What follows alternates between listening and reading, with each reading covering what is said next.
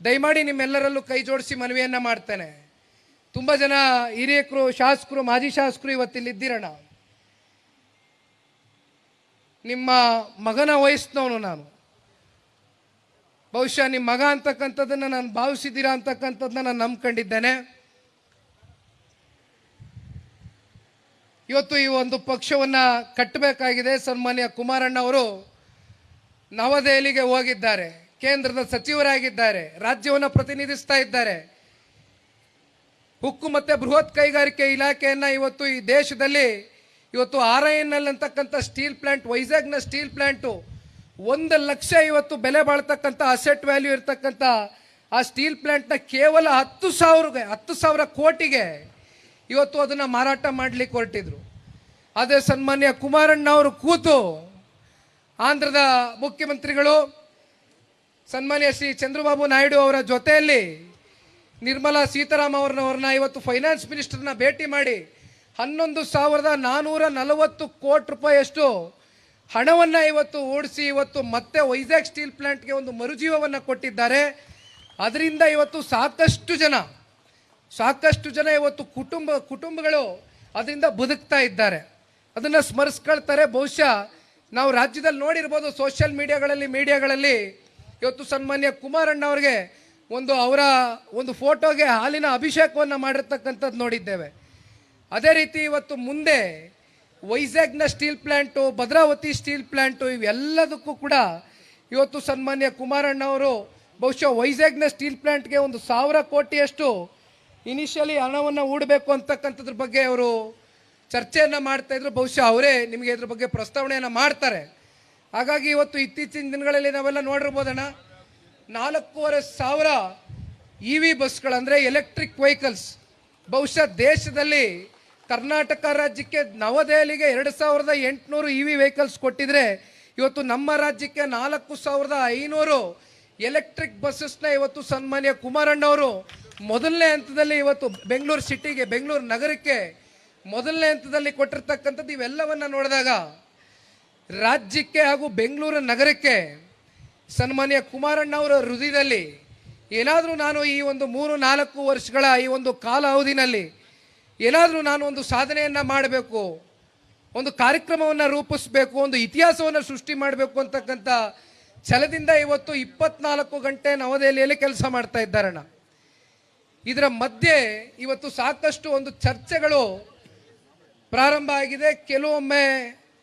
ಕೆಲವೊಂದಷ್ಟು ಜನ ಹಳ್ಳಿಗಳಲ್ಲಿ ಕುಮಾರಣ್ಣವರ ಆರೋಗ್ಯದ ಬಗ್ಗೆ ಕಾಳಜಿಯನ್ನು ವಹಿಸ್ತಾ ಇದ್ದೀರಿ.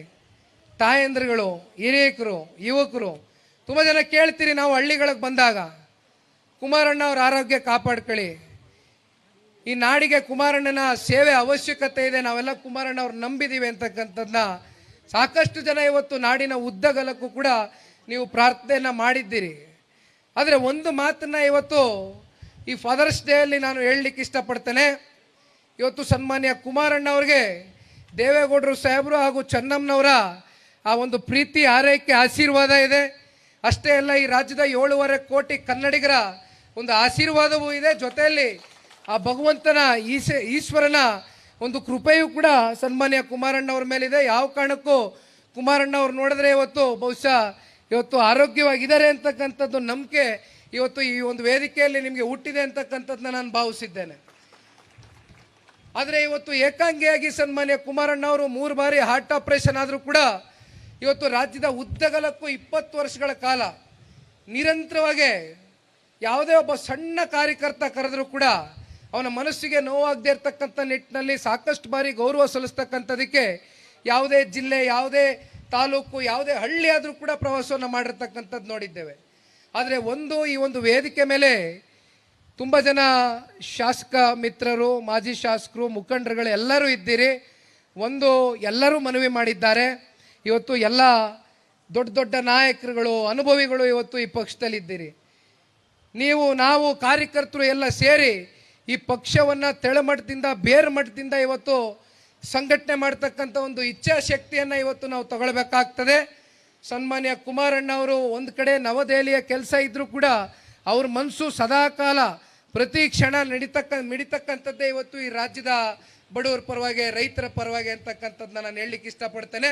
ನೇರವಾಗಿ ವಿಷಯಕ್ಕೆ ಬಂದುಬಿಡ್ತೇನೆ.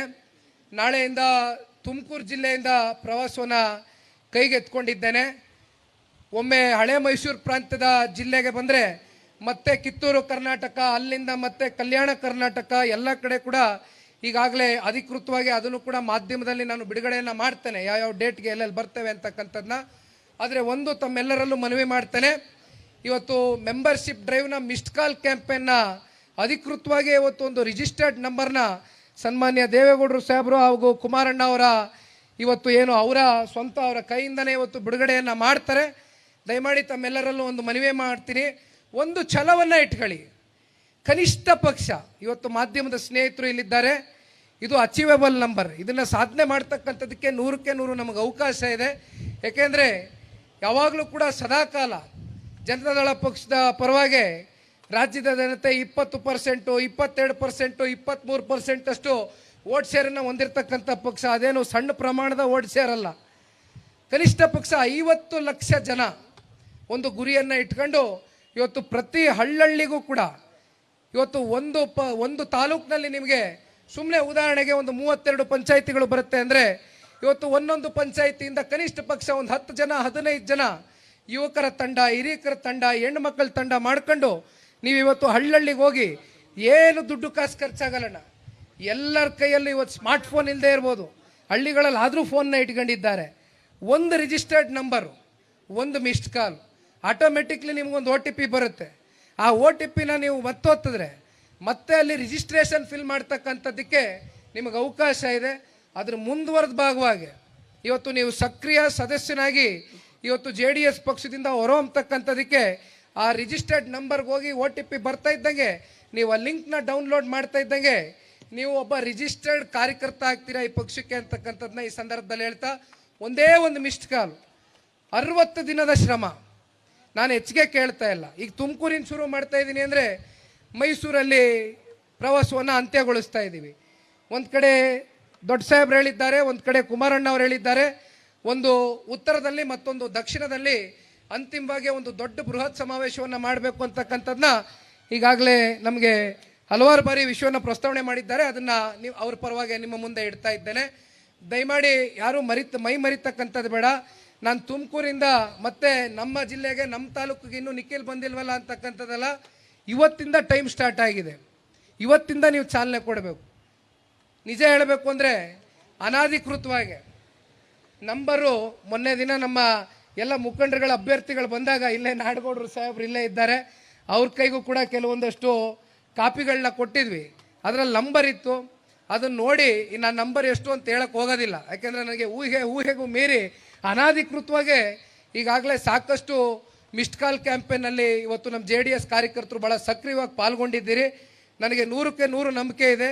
ಕನಿಷ್ಠ ಪಕ್ಷ ನಾವು 50 ಲಕ್ಷ ಜನ ಮಿಸ್ಡ್ ಕಾಲ್ ಕ್ಯಾಂಪೇನ್ನಲ್ಲಿ ಇವತ್ತು ಸನ್ಮಾನ್ಯ ದೇವೇಗೌಡರು ಸಾಹೇಬ್ರಿಗೆ, ಕುಮಾರಣ್ಣ ಅವ್ರಿಗೆ, ಈ ಪಕ್ಷಕ್ಕೆ ಮುಂದಿನ ದಿನಗಳಲ್ಲಿ ಕೊಡುಗೆಯಾಗಿ ನೀಡಲಿಕ್ಕೆ ನಾವು ನೀವೆಲ್ಲರೂ ಕೈ ಜೋಡಿಸಿ ಒಗ್ಗಟ್ಟಾಗಿ ಹೋರಾಟವನ್ನು ಮಾಡಿ ಈ ಪಕ್ಷವನ್ನು ಮತ್ತೆ ತಳಮಟ್ಟದಿಂದ ಪುಟದೇಳಿಸ್ತಕ್ಕಂಥದ್ದಕ್ಕೆ ಇವತ್ತು ನಾವು ನೀವೆಲ್ಲರೂ ಇವತ್ತು ಒಗ್ಗಟ್ಟಾಗಿ ಅಣ್ಣ ತಮ್ಮಂದರ ರೀತಿ ಈ ನಾಡಿನ ನಮ್ಮ ಜನತಾದಳ ಪಕ್ಷದ ನಮ್ಮ ಹೆಣ್ಣುಮಕ್ಕಳಿಗೆ ಇವತ್ತು ರಶ್ಮಿ ಅಕ್ಕ ಅವರು ಅಧ್ಯಕ್ಷರು ಇಲ್ಲೇ ಕೂತಿದ್ದಾರೆ. ಅಕ್ಕವರೇ, ನಿಮಗೂ ಕೂಡ ಸಾಕಷ್ಟು ಜವಾಬ್ದಾರಿ ಇದೆ. ಈ ನಾಡಿನ ಹೆಣ್ಣುಮಕ್ಕಳಿಗೆ ಇವತ್ತು ನೀವು ವಿಶೇಷವಾಗಿ ಇವತ್ತು ಒಂದು ಗೌರವವನ್ನು ಕೊಡಬೇಕು, ಅವರಿಗೆ ಒಂದು ಸ್ಥಾನಮಾನವನ್ನು ಮುಂದಿನ ದಿನಗಳಲ್ಲಿ ನಿಮ್ಮ ಜೊತೆಯಲ್ಲಿ ಇವತ್ತು ಸಂಘಟನೆಗೆ ಹೆಣ್ಣು ಮಕ್ಕಳನ್ನ ಕರ್ಕೊಂಡು ಹೊರಡಿ ಅವ್ರಿಗೆ ಮುಂದಿನ ದಿನಗಳಲ್ಲಿ ಒಳ್ಳೆ ಸ್ಥಾನಮಾನವನ್ನು ಕೊಡಿಸ್ತಕ್ಕಂಥ ಒಂದು ಕೆಲಸ ಸನ್ಮಾನ್ಯ ಕುಮಾರಣ್ಣ ಅವರ ನೇತೃತ್ವದ ಮುಂದಿನ ದಿನಗಳ ಸರ್ಕಾರದಲ್ಲಿ ಮಾಡ್ತಾರೆ ಅಂತಕ್ಕಂಥದ್ದನ್ನು ಹೇಳ್ತಾ, ಮತ್ತೊಮ್ಮೆ ನಾನು ಇನ್ನೂ ಹೆಚ್ಚಿಗೆ ಸಮಯ ತೆಗೆದುಕೊಳ್ಳಕ್ಕೆ ಹೋಗೋದಿಲ್ಲ. ನೀವೆಲ್ಲರೂ ಸಮಯ ಕೊಟ್ಟರೆ ಒಂದು ಚಾಲನೆಯನ್ನು ಸನ್ಮಾನ್ಯ ದೇವೇಗೌಡರು ಕುಮಾರಣ್ಣ ಅವರು ಮಾಡ್ತಾರೆ ಅಂತಕ್ಕಂಥ ಈ ಸಂದರ್ಭದಲ್ಲಿ ಹೇಳ್ತಾರೆ. ಧನ್ಯವಾದ. ಜೈ ಹಿಂದ್, ಜೈ ಕರ್ನಾಟಕ, ಜೈ JDS.